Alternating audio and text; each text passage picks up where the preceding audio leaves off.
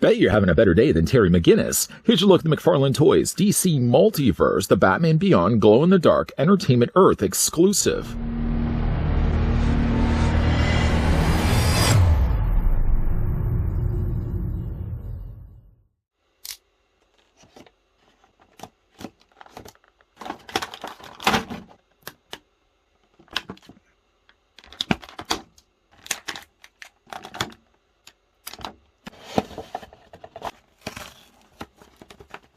Based on his battle-damaged look in the Batman Beyond animated series, this Batsuit's circuitry is exposed with glow-in-the-dark details. This DC Multiverse Batman Beyond glow-in-the-dark 7-inch action figure Entertainment Earth exclusive also features Ultra Articulation for up to 22 moving parts for full range of posing and play. Batman Beyond comes with a Batarang, 2 booster effect parts, a pair of alternate hands, and a flight stand. Boy, I hope things get better for Batman. Before we get a closer look at this Entertainment Earth exclusive, let's first figure out how tall the figure stands. For obvious reasons, I can tell you where I found this from. You could have guessed, I guess, eBay, but I actually found this over on Entertainment Earth's website, to which I'll provide the link down below if you guys are interested. Factoring in the points of Terry's cowl, the figure stands about 6.5 inches in height, or it's about 17 centimeters tall. I seem to also have a thing for Batman Beyond figures, having collected, I believe, all of them by now. This is what the glow-in-the-dark Terry McGinnis looks like next to the OG Terry McGinnis, although technically there was the variant. The variant was also released later on in the Joker bot wave. I happened to pick that one up, so it was Lady Luck smiling down on me. I didn't have the same figure again. We have also received, not much later after that, the Batman Beyond, or Batwoman Beyond. I guess she's just Batwoman by this point. And there was also an unmasked version of her also as well. That's a lot of Batman Beyonds and Bat-People Beyonds, getting her just to stand properly. Some of you commented that a Batwoman Beyond actually would work quite well for Lois Lane, and I would have to agree. Some of you also said her likeness looks a little like Ezra Miller, and that's all I can see right now. And while I wouldn't necessarily be comparing the ones on the end to the ones in the middle, the ones in the middle are all using the same molds, at least from head to toe. There are of course, some allowances that have been changed. It does look like most of them are cosmetic. I don't think they've retooled anything differently on the glow-in-the-dark version, but he's got some interesting things that we're going to cover off in this review. Figure first, though, we'll have a look at the accessories that come included with the figure. Now, this Terry McGinnis doesn't come included with a regular black display stand. Instead, they've upgraded the figure and gave him a flight stand, and I much appreciate the idea that they would have given him a flight stand over a regular black display stand, especially considering he does have the wings on his back of his torso. Why would you relegate this guy to the ground? I would much rather have him in a flight pose, and thank goodness the fact that they also decided to display the figure with that. The flight stand consists of 2 parts. The main, of course, bottom base that has the DC logo down below. I guess it's still branded on there. Psst, and it has the one singular peg that can attach to the underside of Terry's feet. From that, you actually take the back neck. Let's just see if I can pop that off here. The back neck just slides into the slot here on the back of the display stand. Just slide it right in, put a little bit of pressure on the back, and hear a nice satisfying snap. Then on the top of it, there is the adjustable waist clip that fits around Terry's waist, either in a standing hovering pose, or you can actually have the figure leaning forward too. Just to demonstrate what that looks like, just bring the figure's arms, just get them a little bit out of the way.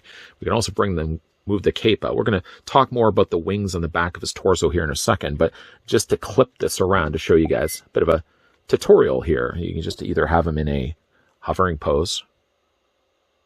Granted, yes, you could do a little bit better of a job than I just did, or you can also take the stand and hinge it forward. I think that's a much better way of displaying the figure. Of course, right now he's not having his head looking forward. You can fix that also as well. Have the head slightly tilted up so you can actually see where he's going.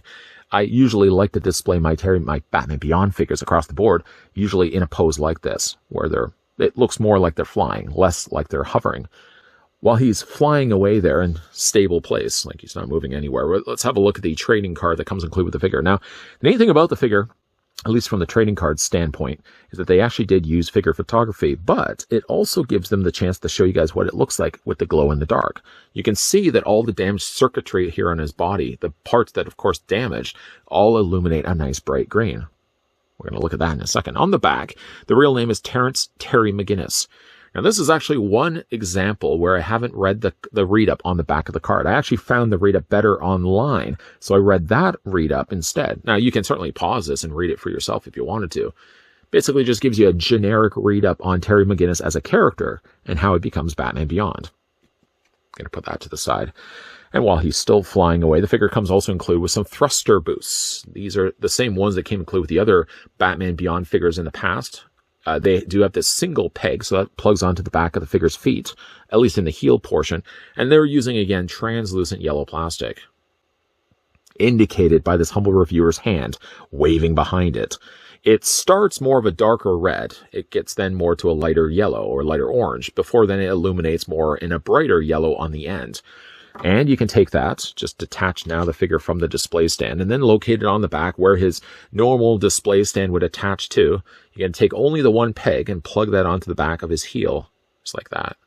And you can do the exact same thing on the other side. Which figure was it that didn't come included with a flight stand? Was it the Batwoman Beyond?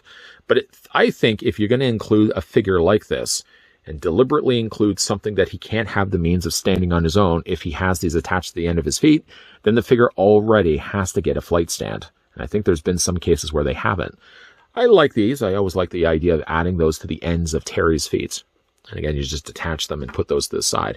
The other accessories that come included with this figure, just putting them down here for one second. Stay there for a second, Terry. Figure also comes included with a Batarang. I don't think it's any different from the Batarangs we've gotten already from the Batman Beyond figures. Still on the thick side. That's a good slab of cake right there. It looks like they probably just molded it in the red plastic and not actually gone and painted it. But that's a pretty thick-looking Batarang. It doesn't fit necessarily into these hands. These are more gestured hands, but he does also come included with gripping hands that you can pop and swap out instead. Pop and swap out instead. Take that slab of cake, and as you can see, it fits into his hand.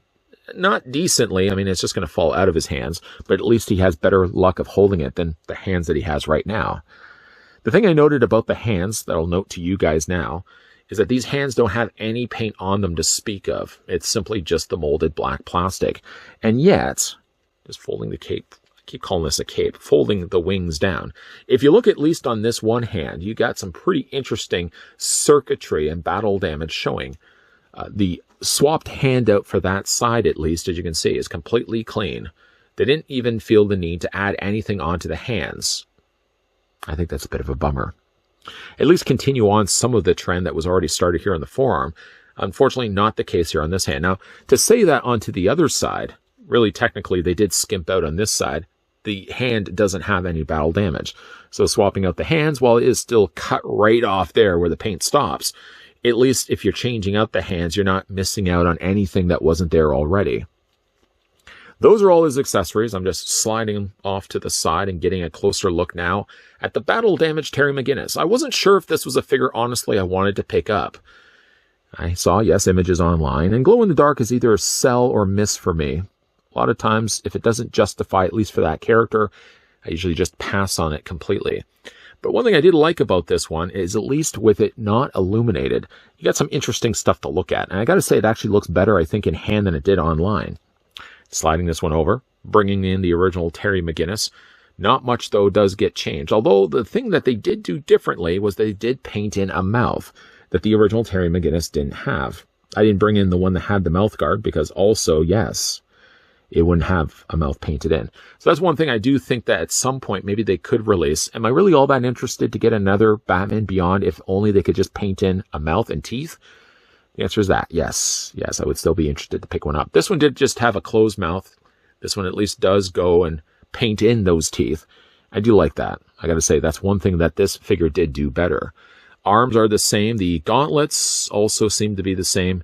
Torso and lower utility belt also seems to be the same, although this one doesn't get any red whatsoever other than just the front belt buckle in the burgundy. All the additional red that they've painted onto the utility belt on the original Terry McGinnis, unfortunately, is not here. I don't understand if he's going to be battle damaged. I understand, like, all this going on up here, upstairs. But, like, down here, why wouldn't they have gone and painted this red? I mean, yeah, they're battle damaging this figure, sure. But that doesn't mean that the figure doesn't still have the original paint that the first Batman Beyond would have had. You're simply just adding additional wear and tear to the suit as well. It's like they just took and molded the all black plastic body and then just gone and painted on the glow in the dark paint, which you'll notice if you have this figure in hand.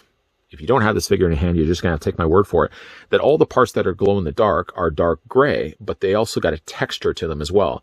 You feel it against the smoother plastic on the one side and a lot coarser. It's like a very fine grit sandpaper you'll see on this side, and that's everywhere. Everywhere there's gray on this figure. Not only does it have the glow in the dark, but it does also have some really interesting circuitry they painted onto him. One side of his emblem is completely just torn away, leaving behind all the circuit trails leaving next to it. I think that's really neat the way they've done that. He has that also here on the side of his arm. It actually looks more like a logo than anything else. And he's got like sort of a streaming rooted system that runs from like the top of his shoulder all the way down to his forearm into his hand as well. Again, like this hand gets it a lot better than this hand here. This poor hand gets nothing at all. Not a little bit of love. Nothing at all. The circuitry also carries down from his thighs into his lower legs and also in the calf area as well. We just spin this around. He does get the glow in the dark here on the back. I'll show you guys what the glow in the dark looks like here in a second. And he doesn't get anything here painted on the feet. So the feet are just left barren like those swappable hands. To show you guys what the glow in the dark looks like, I could also just cut the lights off, but I haven't always succeeded at showing you guys how well these things glow in the dark. So I did do some investing and I bought myself a black light.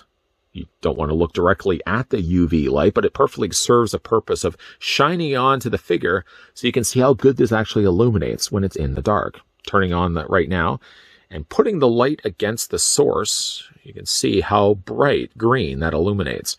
I find one thing that works well with using the black light like this too is when you have it directed on those glow-in-the-dark sections and then you remove it, it does leave a little bit of that glowing residual behind.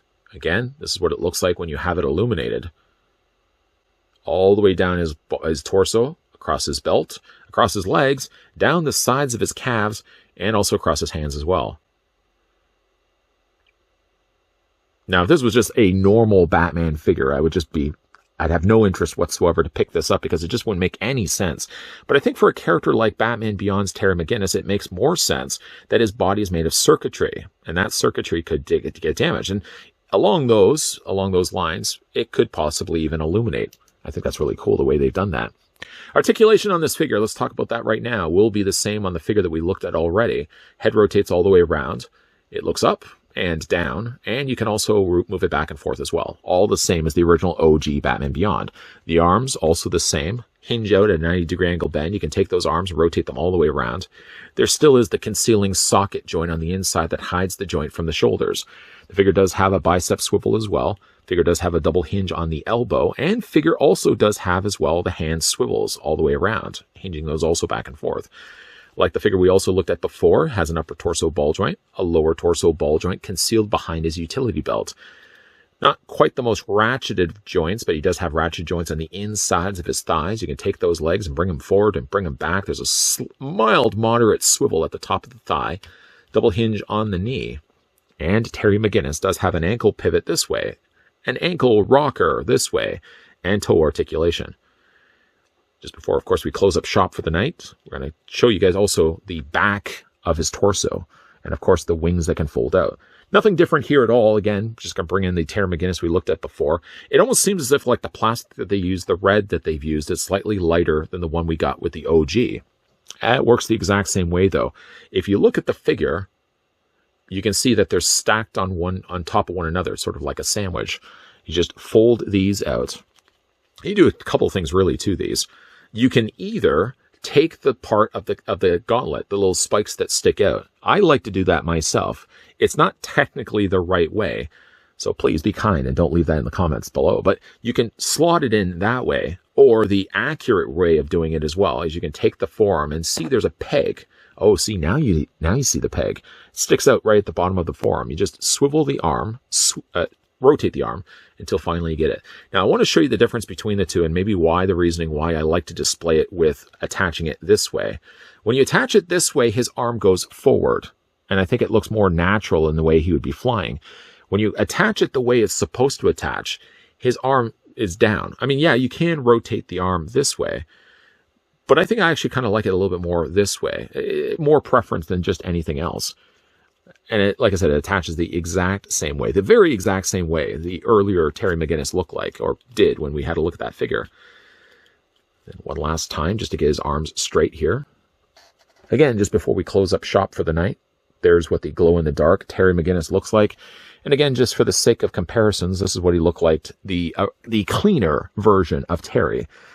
Not only, again, cosmetically has things been changed here on Terry McGinnis. The molds are, yes, going to be the exact same from one to the other. This one does benefit from having the glow-in-the-dark. And one thing actually I do like about the head sculpt on this one is not just the glow-in-the-dark, but the fact that they actually did paint in the teeth. Something that was sorely lacking on the original. In any other circumstance, the person behind the camera, that's me, by the way, would be finding fault with McFarlane's team for not including a flight stand for a character that's capable of flight. Yet, here in final looks, as the figure spins around on the rotisserie, you'll be noticing that I did swap it out for a regular display stand. I think this is a case, though, of the one Batman Beyond figure. I might actually want to have him just standing on a shelf. Because he's battle damaged, after all, I think I'd much rather put him in a pose where it looks like he's sort of just dragging himself out from the alley streets of future Gotham. One thing that's good about the hands that he has is not only are they gestured hands, but they actually fit perfectly around the side of his waist. So it actually looks like he's holding his ribcage, like maybe he had broken it in a fall. This is going to be the way I'm going to be displaying the figure, and I can easily find a use for that flight stand that came packaged with the figure. Appreciation thrown out there to the folks over at McFarlane Toys that did actually include the flight stand, but in a case like this, I'm not actually going to be using it. Please don't call me a hypocrite. I do like the look of this figure. It's not something that I thought I was going to like until I actually had this figure now in hand. The glow-in-the-dark can be a bit off-putting with certain characters. It doesn't always work across the board. You can't just do glow-in-the-dark for everybody. You can't do a glow-in-the-dark Superman. It doesn't make any sense. Although I guess you could do glow-in-the-dark Kryptonite, but we'll just leave it as it is.